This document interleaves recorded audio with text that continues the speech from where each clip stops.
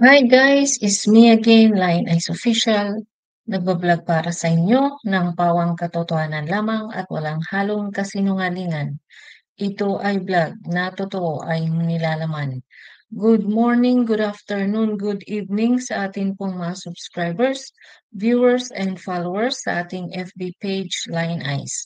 Sana po ay lagi kayong nasa mabuting kalagayan.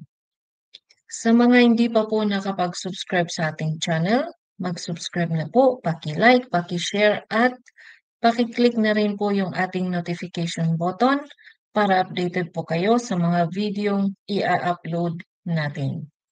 Sa mga kapwa ko OFW, mabuhay po tayo, laban lang para sa ekonomiya ng bayan. Excuse me po. Time check, 9:58 PM sa planetang Mars. So, ang ating topic for tonight ay tungkol po dito sa ah, isa pong supporter na didilis na nagngangaw-ngaw tungkol dito sa flood control. So, let's get started. Wait, i-share ko lang po ha.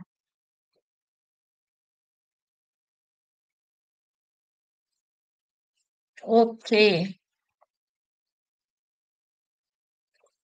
So, yan po ay si Attorney Vic Rodriguez.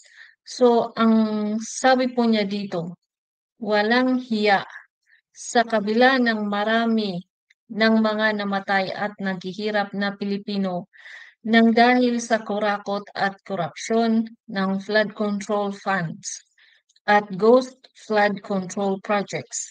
Ang budol na Marcos administration, Zarzuela Blue Ribbon Committee at HUAD na ICI, patuloy lang ang pagiging manhid, bulag, pipi at bingi. The Filipino people demand and deserve justice, transparency, and full accountability. So yan po ang post ni Attorney Vic Rodriguez sa kanyang FB page. Sige, ngaw-ngaw pa more, no? Imbis na ngumaw-ngaw ka dyan, dapat tumulong ka na lang. Okay. Whether the post is true or fake, alam naman po natin na si Attorney Vic Rodriguez ay isa sa mga tumatahol at pumuputak, no? Mawalang galang na po sa iyo, Attorney Vic. Kung manhid, bulag, pipi at bingi ang administrasyon, dapat hindi na isiniwalat ni PBBM ang korupsyon na nangyayari sa ilalim ng kanyang pamumuno, di ba? Hindi na rin dapat siya bumuo ng isang ahensya na mag-iimbestiga sa mga maanomalyang flood control at iba pang mga katiwaliang gawain ng mga kurap at gahaman sa pera. At hindi na rin dapat nag-i-effort si Sec Dizon, si Ombudsman at iba pang mga ah, ahensya na nag-iimbestiga dito tulad ng Blue Ribbon Committee na mangalap ng mga ebidensya kung mga manhid, bulag, pipi at bingi pala sila. 'Di ba? Yung paninisi nyo ay nakakatulong ba sa mga kababayan nating nasalanta ng bagyo?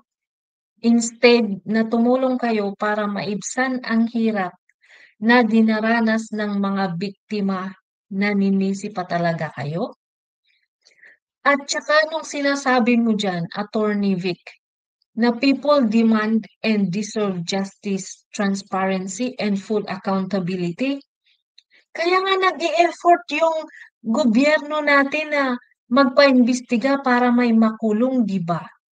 What for na nagpapaimbestiga sila kung wala naman silang maipapakulong, 'di ba? Useless and it's a waste of time. Naintindihan mo? Okey ka lang? Pambihirang buhay, oh, ginagalit niyo naman ako.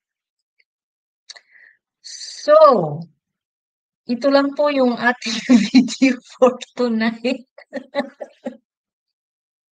Pasensya na po guys, magwo-workout po kasi ako pagkatapos nito. Ay, Diyos ko po Lord. Anyways, basta may time tayo magla-live tayo 'no. Wala kasi akong naihandang, topic ko ngayon para mai-live ko sana. Pero nag-live na ako kaninang umaga at tsaka kaninang ano, mga 4 yata yun. Hmm. So, maraming salamat po sa inyo sa patuloy na pagsuporta sa ating munting channel.